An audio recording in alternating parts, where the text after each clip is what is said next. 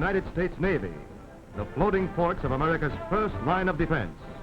From the Atlantic to the Pacific, wherever extends our interest or influence, from Pearl Harbor to Panama, from Nome to Norfolk, from Guam to Guantanamo, wherever our flag waves over water, there our fighting fleet is prepared to go. But preparation takes practice.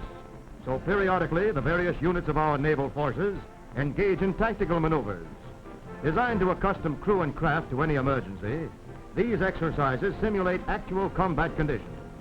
Every man must be trained to instant action, and every ship from keel to fighting top geared to battle trim. No one knows if or when or where an emergency might arise. But over a century and a half of glorious tradition have pledged the Navy to constant preparedness. So as the fleet takes to the seaway for maneuvers, they're out to show the world that they are fit to fight.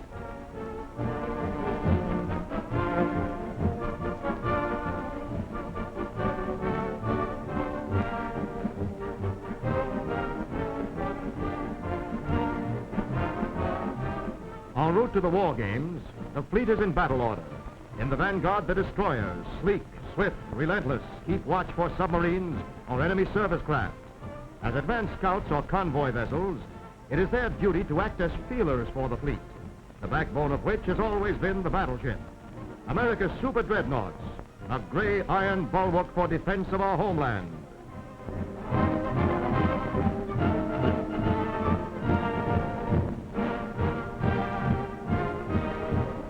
Eyes of the fleet are its aircraft. Launched from the deck of the larger ships, seaplanes perform invaluable reconnaissance work and are especially useful for detecting submarines, which, when submerged below periscope depth, are visible only from great height. A catapult launches these planes from a space little more than their own length.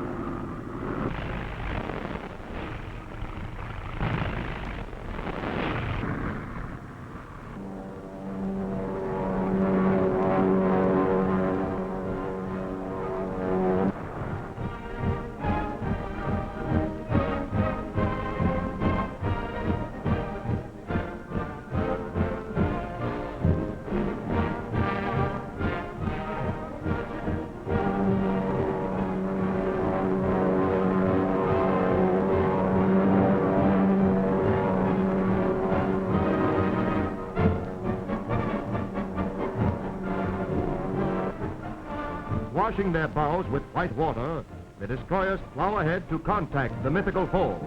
It will be their duty in today's maneuvers to harass the enemy and divert their fire, so that the heavier and more versatile cruisers can engage them in actual battle.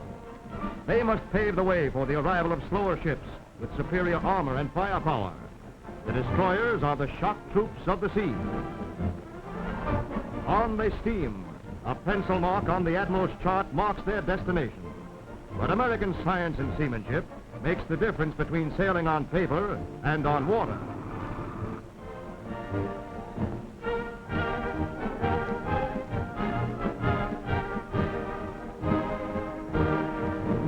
Submarine sighted, and down the chute go the deadly depth bombs. Because the underwater detonation might spring her own hull plates, the boat has to pile on plenty of knots and leave the ash cans far in her wake before their timing device explodes them.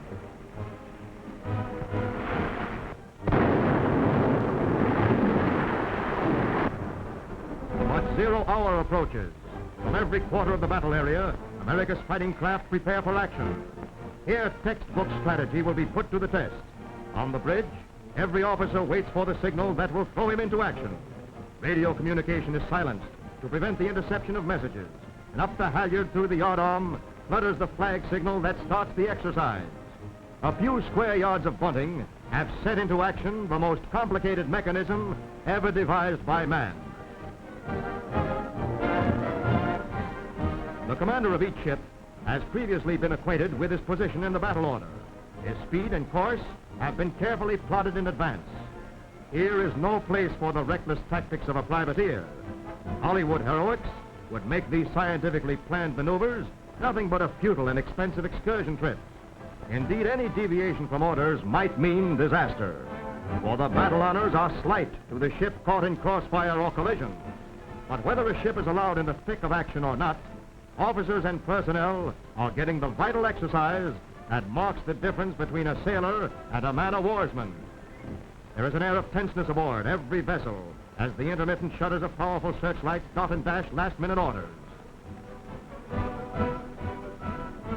Decks are cleared for action as the main line, the ponderous battleships, churn white water to bring their mammoth guns into position.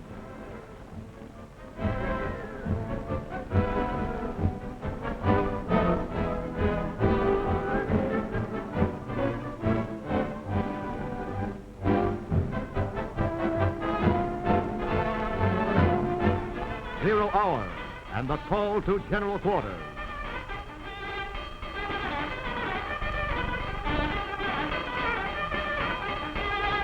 Maneuvers are no longer just figures on an admiral's chart. They are now the personal concern of every man aboard.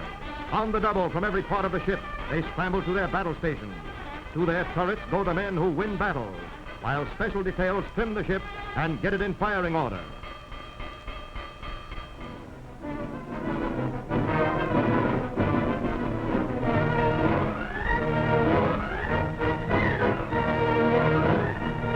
Splitting seconds all the way, the men of the deck crew hit their posts. Into the complicated meshwork of the fighting top go the men who, from a hidden fire control tower, will determine the range for the men in the turrets. The navigation of a battleship under combat conditions is a naval art in itself. But every ship is underway and waiting for the order that will send it into action.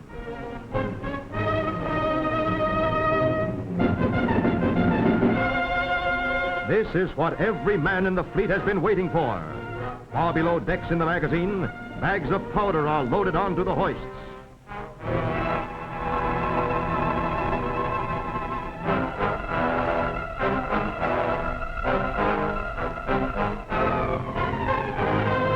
From the depths of the ship arrive hundreds of pounds of projectiles, which will soon be hurtling through the air.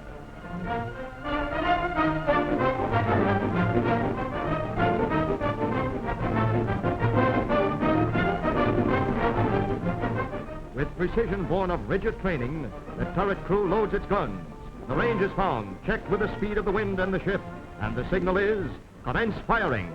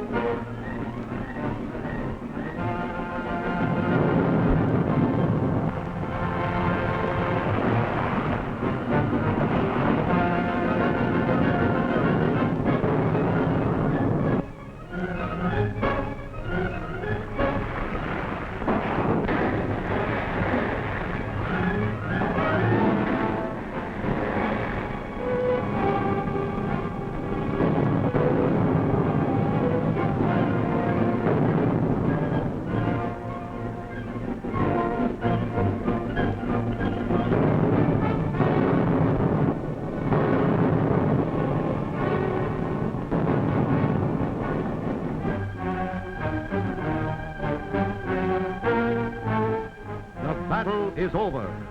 Hits and misses are checked and signaled to the various units.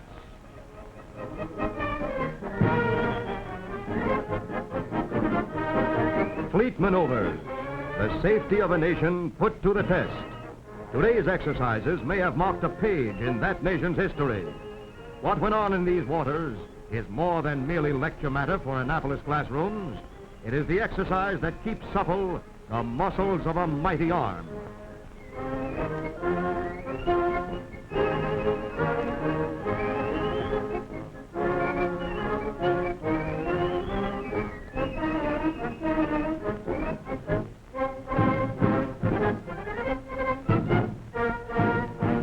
the United States Navy, an iron wall around our Bill of Rights.